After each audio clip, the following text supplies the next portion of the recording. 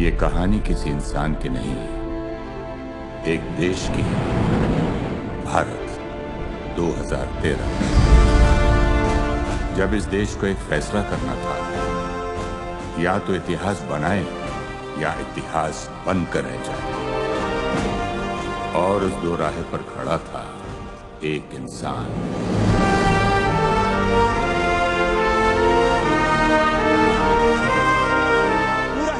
आज इंतजार कर रहा है एक ही फैसले के, या भारतीय जनता पार्टी या नरेंद्र मोदी को अपना प्रधानमंत्री उम्मीदवार घोषित करेगी या नहीं। देश पर राज करने वाली सरकार के खेमे में भी हड़कंप मची थी। सीएम से सीधे पीएम, मजाक है क्या? हमारी उनकी पार्टी में इतने सीनियर लोग हैं, उसका नाम तो आ ही नहीं सकता। पहली बात तो उसको नॉमिनेशन मिलेगा ही नहीं। गोधरा का जो केस है उसपे। आपको क्या लगता है? अभी आपके जैसा पॉलिटिशियन तो नहीं मैं मैडम, लेकिन आपके पार्टी वालों से मैं कुछ कहना चाहूंगा। 30 साल से मैं इस आदमी को ऑब्जर्व कर रहा हूं। ये आदमी जहां से आया और जैसे आया कहीं भी पहुंच सकता है।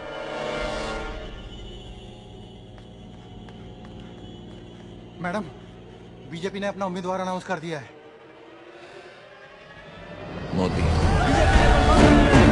उतरेंगे प्रधानमंत्री की रेस में। जैसा कि आप देख रहे हैं, पूरे देश में उत्सव की लहर है।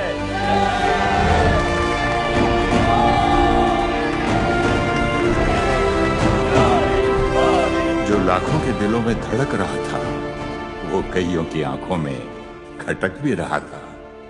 अरे क्यों इतना टेंशन में सब? एक मामूली चाय वाला इस देश का पीएम बनेगा? कभी नहीं बन सकता।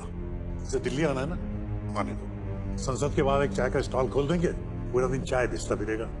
और वैसे भी है कौन ही मोदी?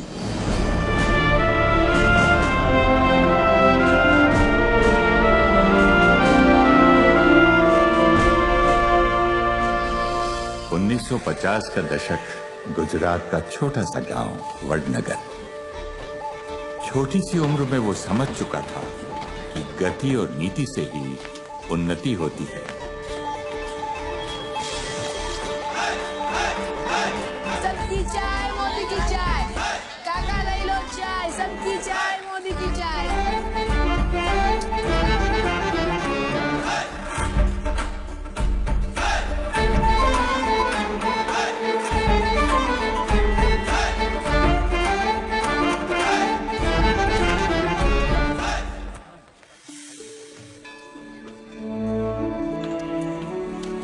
बापू, ये आज की कमाई। बेटा जल्दी कर, स्कूल के लिए देर हो रही है। मैं जाऊँ स्कूल? बेटा सुन,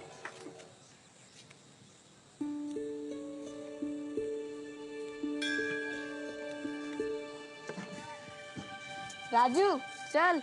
कमाता भी है और साथ साथ पढ़ता भी है। कभी कभी इतनी बड़ी बड़ी बातें करता है कि मुझे लगता है कि जैसे मैं इसका बाप नहीं, आप मारो बापू जी।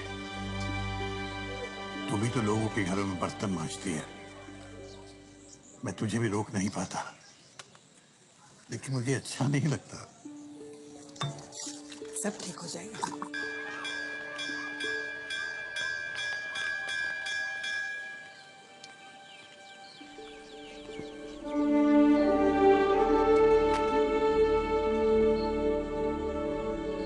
नरू, तू झंडे को देख के ऐसे क्यों करता है?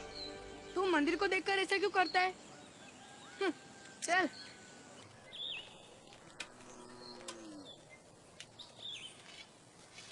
और ये जल्दी धोने और बहुत बर्तन बाकी है।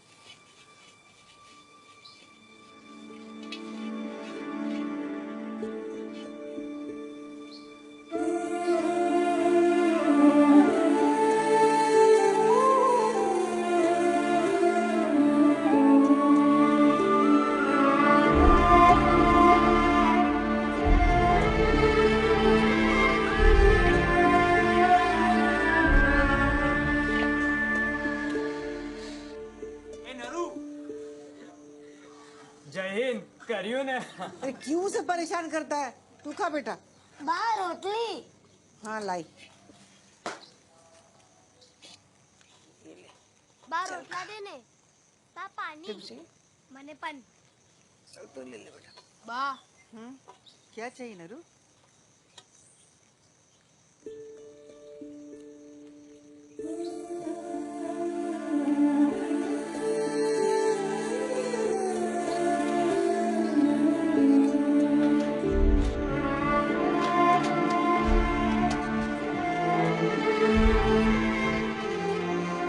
अरे नरू, मैं करूंगी बेटा, तू रेवा दे। उठ।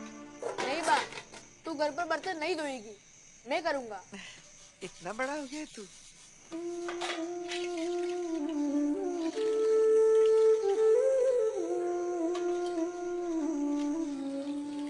सरदार पटेल ने तो पहले ही कहा था नेहरू जी से, इन चीनियों पे भरोसा मत करो।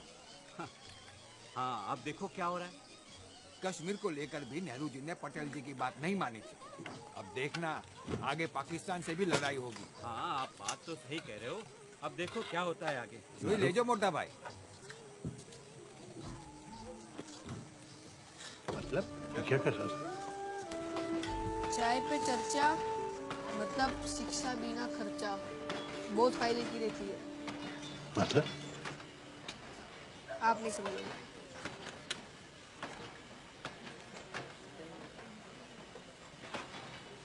आगरा की हमारे 20 सिपाहियों के लिए जो इंडिया चाइना वॉर के लिए जा रहे हैं।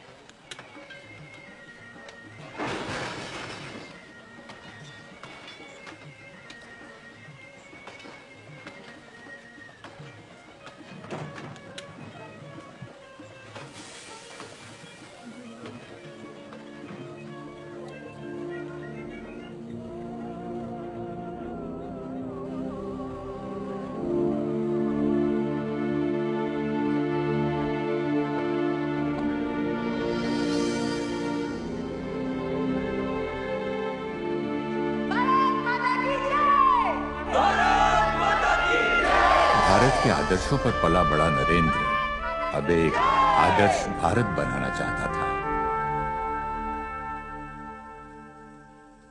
ऐसा जुल्म ना करे, थोड़ा समझने की कोशिश करे।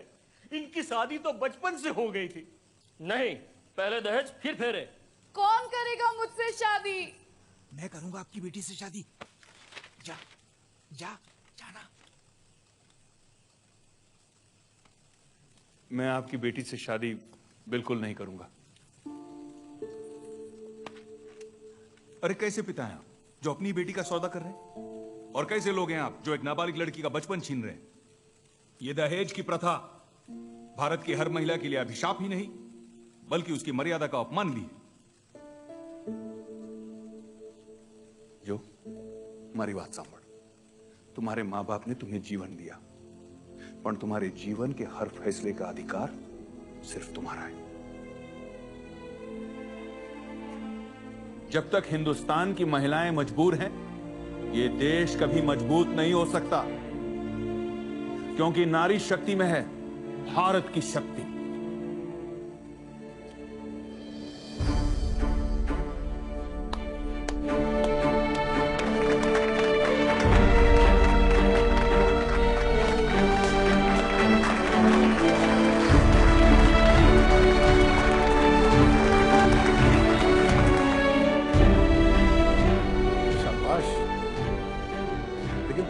अभिनेता नहीं नेता होना चाहिए। वैसे मेरा नाम? आप लक्ष्मण राव इनामदार जी हैं, सब प्यार से आपको वकील बाबू कहते हैं। तुम तो रंगमंच के बाहर भी किसी को बोलने का मौका नहीं देते। नहीं, वो आपको देखकर जोश दुगना हो गया। नरेंद्र, मैं चाहता हूं तुम हमारे साथ जुड़ जाओ और आरएसएस के प्रचारक बनो। क्यों? देश की सेवा नहीं करनी? नहीं करनी है, पर एक उलझन है। कैसी उलझन? मैं अभी अपने आप को पहचान नहीं पाया हूं। कभी सोचता हूं संघ में आकर आपके साथ देश की सेवा करूं, तो कभी मन करता है सैनिक बनकर देश की रक्षा करूं, और कभी तो दिल करता है कि हिमालय की गोद में जाकर साधु बन जाऊं। नरेंद्र, कुछ लोग अपने फैसले किस्मत पर छोड़ देते हैं, कभी चित्त तो कभी पट। लाखों में एक होता है जो अपने फैसलों से अपना भाग्य खुद लिखता है।